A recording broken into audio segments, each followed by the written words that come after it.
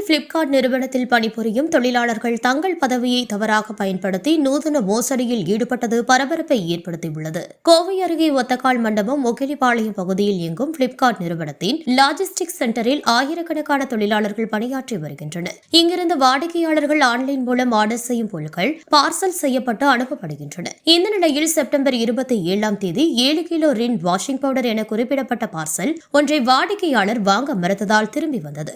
அதனை திறந்து பார்த்த டீம் லீடர் சேது கபிலேஷ் அதில் வாஷிங் பவுடருக்கு பதிலாக விலை உயர்ந்த லேப்டாப் இருந்ததை கண்டு அதிர்ச்சியடைந்தார். இதனையடுத்து நிறுவன அலுவலர் சக்திவேல் அளித்த புகாரின் பேரில் செட்டிப்பாளையம் போலீசார் விசாரணை மேற்கொண்டனர். போலீசார் விசாரணையில் பிளிப்கார்ட் நிறுவனத்தில் பணிபுரியும் 7 தொழிலாளர்கள் இணைந்து கிளீனிங் பவுடர் பெயரில் ஆர்டர் செய்து அதன் பதிலாக விலை உயர்ந்த ஐபோன்கள் மற்றும் லேப்டாப்களை அனுப்பி 10 லட்சம் மதிப்பில் மோசடி செய்தது வெளிச்சம் பெற்றது. இதன் பெயரில் போலீசார் 19 பொருட்களை பறிமுதல் செய்து மோசடியில் ஈடுபட்ட 7 பேரையும் நவம்பர் 8 அன்று கைது செய்து நீதிமன்றத்தில் ஆஜர்படுத்தி சிறையில் அடைத்தனர். இச்சம்பவம் தனியார் இ-காமர்ஸ் நிறுவனங்களின் பணிபுரியும் சிலர் தங்கள் அணுகல் வாய்ப்பை தவறாக பயன்படுத்தி மோசடியில் ஈடுபடுகின்றனர் என்ற கேள்வியை எழுப்பியுள்ளது.